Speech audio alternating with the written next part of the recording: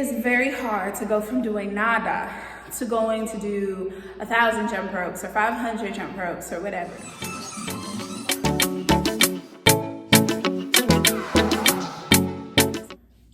Hey y'all, what's up? So I know a lot of you have followed me because you guys saw the 30-day jump rope challenge, right? And then you wanted to start a challenge of your own. Maybe it was the 7-day challenge because you thought it was a little bit easier, or maybe it was the 30-day challenge. But let me tell you this, you guys. I made sure I did 20 jump ropes at a time for 8 sets, right? So this means it was small and a little bit more manageable. I gave myself 30 minutes to get this done because I knew I was starting at basically 0. Even though I was kind of working out here and there, I wasn't really working out. So it just made it a little bit easier for me to start doing 20 jump ropes for 8 sets, right? And then I was slowly able to increase from there.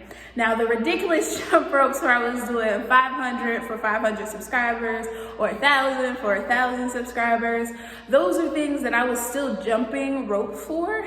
And the reason you guys haven't seen more jump rope videos from me, like a 7-day challenge or something like that, is because I've been taking the time to work on my other strengths, right? So jumping rope is a great cardio workout. It's amazing. It gets you sweaty, it gets you going, but there are also other things that I like to work on, which is like my belly, you know. That's why we have our body max here. Okay, anyway, some ab work. I have to do some arm work because my arms, you know, need some love too.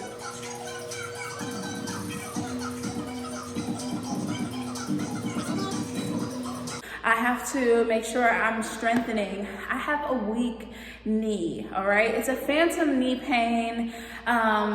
You know, doctors can't figure out a real reason for it. It could be because I'm plus size. It could be just some extra things. I know I go to the chiropractor to help take care of it. It works, okay? Because there's no x-ray that can tell you, oh, this is what's wrong. I know I've had surgery on that side of my leg when I was a kid. So, you know, that leg is a little weaker, you know, than my other one, which is super strong. So I get this knee pain every now and then, and I talked about that in my 30-day video. And I hear you guys talk about, like, maybe you blew your knee out, or maybe your knees hurt, or your feet hurt, or your ankles, or whatever. And I understand, okay? I'm here for you. So to alleviate that, I do stretches. I make sure I'm doing knee strength as well. If that means that I have to go to the machine where you lift your legs up and work out your knee, you can do that. If that means you gotta do knee grabs, you know, where you just hold on to your knee for a little bit, which you should see now, then you gotta do that. If that means you gotta stop and stretch it out, then do that. Don't by any means continue working on a bad knee. That's not good for anybody, no bueno, okay?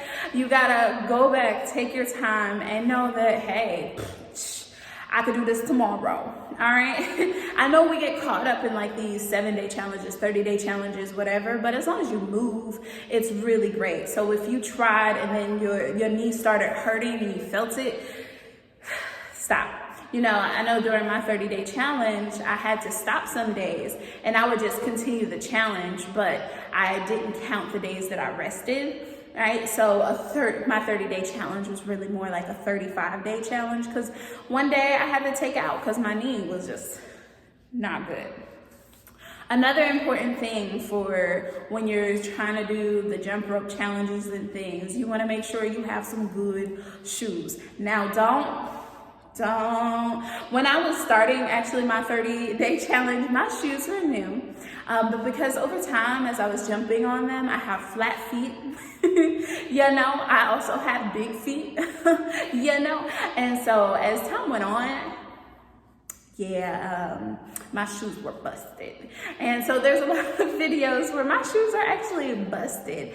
I got new shoes and it feels so much better. And a lot of you guys were saying, as far as knee pain, like make sure you use a mat, you know, that can help soften, cushion the knee. I know I jump in my gym and it has a padded floor, which makes it a lot easier than jumping on hard concrete outside. And also in my apartment, I have hard concrete. So when I'm jumping rope in there, it hurts, okay? And so I know it's a little bit of a difference, but if I want to get my jumps in, I do it anyway, but I'm very mindful of my body. You have to listen to your body. And then you also want to make sure you're doing proper form, because a lot of people mess this up.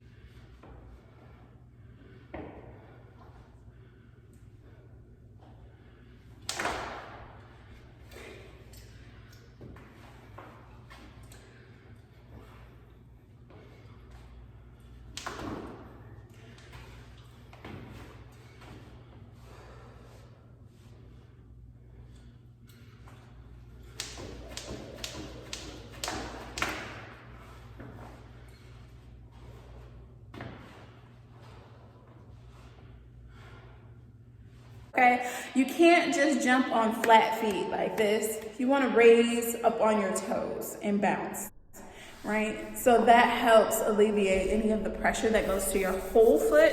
It goes to your toes. So really you're doing like a flex whenever you're doing the jump rope. You're just flexing up and down. Now I know this is hard for me because, as I said, I had surgery, and one of the surgeries was to elongate my tendon.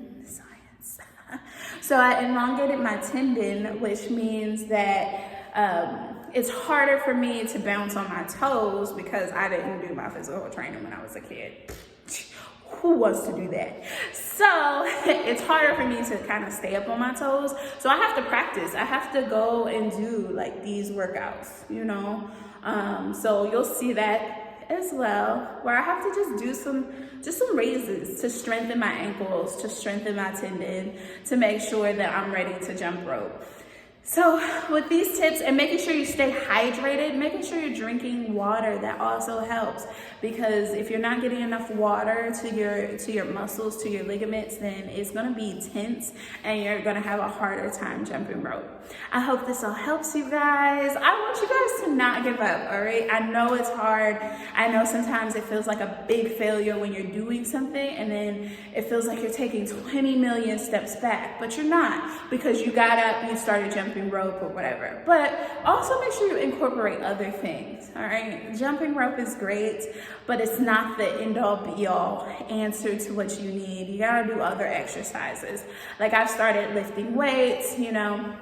I was kind of doing that before, but with a trainer, so I know proper form, making sure my, you know, arms are locked instead of like bending back my wrist. So I'm learning proper technique and form for these things so that I can give you guys better advice, and also so I can know, because nobody wants to be hurt, right? We don't want to be hurt. As my trainer just told me, she's like, once these things start happening, form gets compromised, you know, and you hurt yourself, it's hard to get back to it, all right? So make sure you're talking with your doctor, make sure you're talking with a professional about what's best for your body. And if you feel something and you think it keeps persisting, then make sure you're talking to a doctor, somebody who can maybe give you a little bit more advice on what you should do. A lot of times it just takes rehabilitation. So I know when my knee gets weak, I gotta do knee strength, right? I gotta do knee strength training